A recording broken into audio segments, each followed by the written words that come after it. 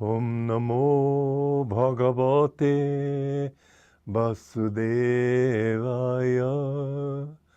Om Namo Bhagavate Vasudevaya. Om, I bow to the Lord Vasudeva. Joy to you, friends. We were talking from verse 45 on the gunas, and I said that the next time I would talk about the Vedas, which are also mentioned in this stanza, this sloka. And it's a very interesting thought.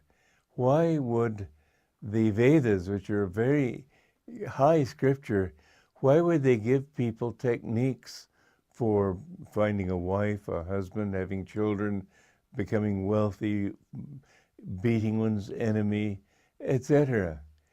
And the answer that my guru gave was, I think, very interesting. He said that people will look for these things anyway, but if they can find some spiritual source for their success in it, then their gratitude will go to their spiritual source, and they will think more in terms of God than if they got it only through their own materialistic efforts. And so bringing the gods into the picture through your karma kand, through doing ceremonies and reciting mantras and so on to achieve the inner success, the worldly success that you want, then your gratitude will go more to that than to your own ego. And so the thought is that in that way they too can rise. But the Vedic system became corrupted as the yugas, the cycles of time, became more and more depressed. They're ordinary people in every age. And so even in the higher ages, you will find worldly people who want all these outward goals. But at the same time, in the time of when Krishna and Arjuna were having their dialogue about the Gita, it was the end of Dwapara and the beginning of Kali Yuga. And it was during that period too that Buddha tried to turn people away from the Vedas because they were using them as a crutch. They didn't have to do anything, God would do everything. That kind of thinking. Well, Krishna gave the teaching to Arjuna also. Get away from the dependence on the Vedas. What he meant, dependence on that aspect of the Vedas. And in fact, in the next stanza, he says a very interesting thing.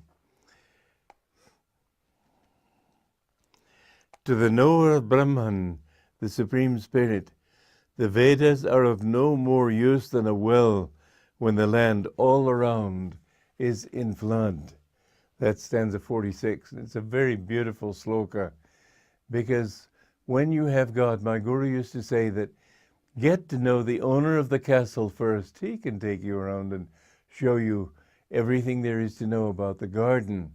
But if you try to reach the palace through the garden, you'll take forever. You'll never get there. So Krishna is saying to Arjuna, forget all that teaching about the nature of this world and how to use this nature and how to use the higher entities in this universe or beyond this universe to reach, to satisfy your desires. Go to God. When you know Him, they're of no more use than well when you have the whole countryside in flood. So Krishna is saying also to Arjuna here, this is going back to 45,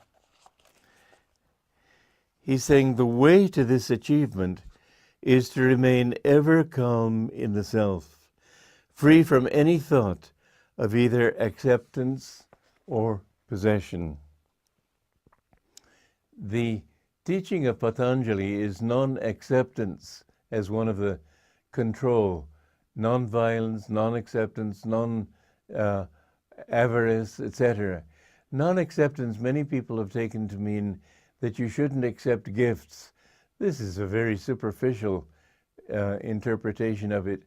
You can, in fact, accept gifts. You might offend people if you didn't. The point is, don't accept anything as yours. That's the real meaning of non-acceptance. Don't even accept that this body is yours. Don't accept that this mind is yours. Don't accept that this ego is yours. Take it all as something else. It's not you. Only when you can rise above this attachment identity with the body can you say that, can you remember your past incarnations?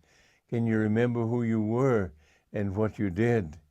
There comes the point when you find God, the first experience of God, suddenly you remember all those lives. Christian saints who have known God, they've known these things, and in some of them have talked about it, but mostly privately, confidentially. That's in this age when the subject of reincarnation is more of a Western concern. But they don't dare talk about these things because they know that then they won't be able to give what they really have to give people, because the church will disallow them from teaching. But of course, what they really have to give people is helping them to love God. The goal of all life is to love God, and through that love to merge in Him. But Arjuna is being told, don't accept anything as yours, don't reject anything, don't have a desire for possession, just be complete in yourself. Then you will find that you go beyond those Vedas. But a very interesting thing is that when you don't do those ceremonies, but give yourself to God, somehow everything comes to you. All things reject thee who rejectest me. But if you accept God, you'll find that even in the smallest ways, God does take care of you and supplies your needs. And I have seen this in my life. I've been practicing these teachings for several decades, quite a few decades. And I can say with certainty that whenever I needed anything, there it was.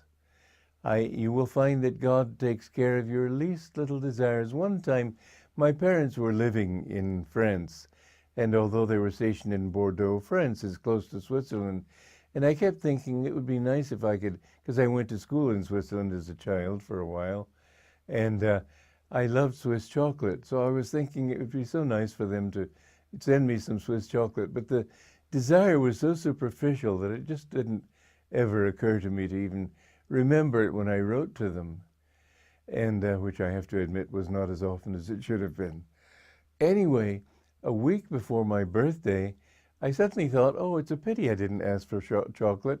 It would have been nice for my birthday. And I said this to God, whom I think of as Divine Mother. And the day before my birthday, I received a package in the mail, not from my parents, but from somebody in our congregation in the church in Hollywood. And this lady said that I saw these Swiss chocolates, and I was thinking of, I thought you would like them, and I wanted to give them to you for your, just as a gift. She didn't know it was my birthday. She didn't know I liked Swiss chocolates. She didn't know I'd had this slight desire for Swiss chocolates. I was so touched that such an unimportant and insignificant desire as Swiss chocolates, even that Divine Mother would satisfy it because I told her about it, that I shared almost all of them with my fellow monks. But it's so touching to know that God does take care of you if you don't want anything for yourself, and if you give everything to Him. He watches over you. Don't need to worry. Joy to you.